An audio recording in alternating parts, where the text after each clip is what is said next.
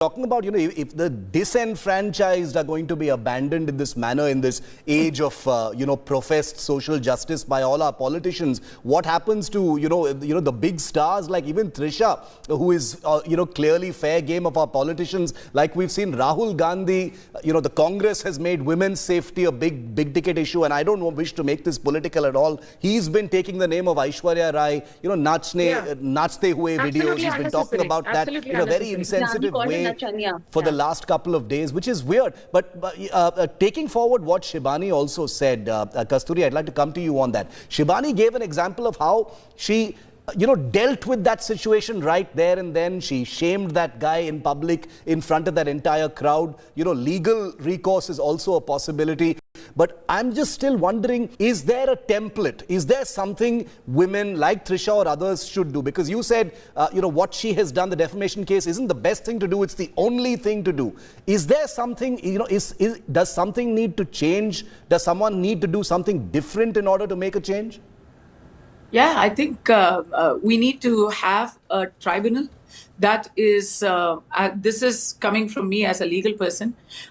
We need to have a tribunal that expressly and dedicatedly works towards sexual abuse, cyber abuse over women.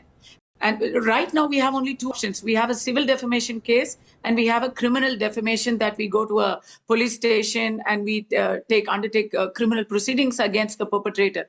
But we need a judicial body that will do this within a when I'm talking about swift justice, I'm talking about a few weeks, not a few months, a few weeks, immediate justice before the thing dies down, before the video has had a chance to live a life of its own and everybody has made their own conclusions. No, we need to get the punishment right away. See, Shivani was lucky, she was there. Trisha was not there. She has to do something at a subsequent stage. I speak up for Trisha. I was the first person to speak up for Trisha and I'm slut shamed for it. So now I don't have protection because I speak up for her. So it's the ecosystem that attacks anybody who goes against their patriarchal mores. And we need to do this by law. Like Sati was banned and everybody was, it was like a punishable crime to indulge in that.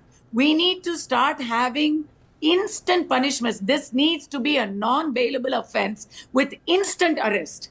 Then we will see. Let the court take 20 years after that. Let the guy be arrested first. We live in a country, Shivani, we live in a country where, we saw the Nirbhaya gang rape. And, the whole country thought, I'm not equating one and two, but I'm saying, crime against women, attitudes towards women, they're all, part of the same universe of abuse of women. And I'm saying in 2012, when that terrible crime happened, you no doubt remember it, everyone thought something has changed. This is going to be the beginning of something new. There is going to be fear in the minds of rapists. People are going to rethink how they look at women, how they treat women physically, verbally, in every possible way.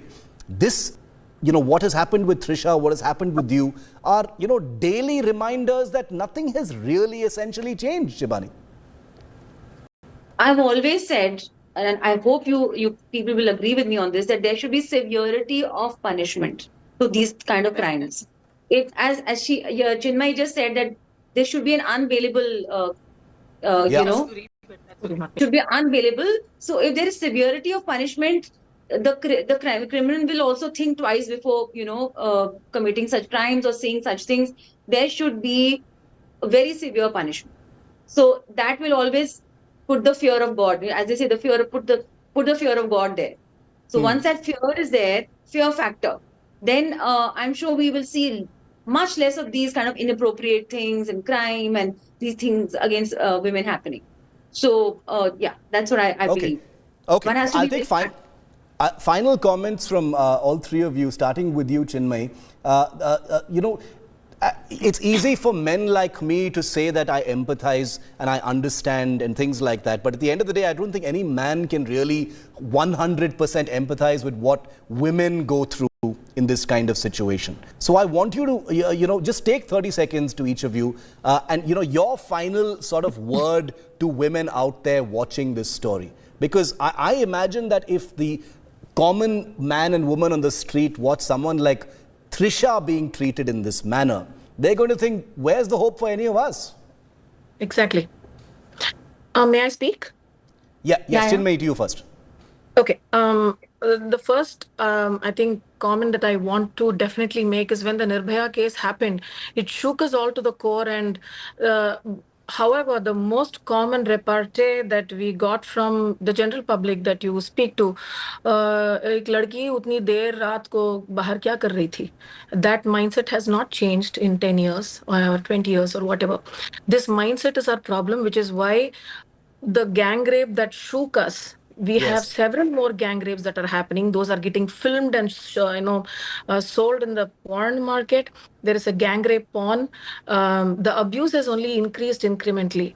I still remember this lady who told me that you came out and spoke against your molester, but I would never let my daughter speak about a molester, because these men in this country believe that if a woman has spoken up, I have touched, I mean, you're already touched by a man, so I will also touch you. Isme kya hai?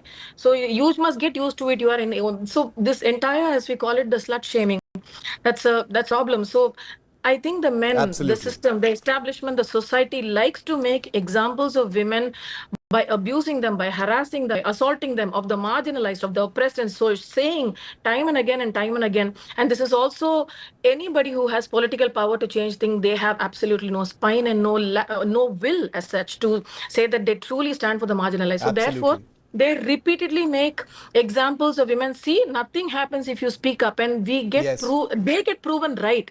And this is the sad state of this country today. And to truth be told, I see no hope. I am not hopeful in this country. I have no hope in any leadership, and that I speak from my personal lived experience.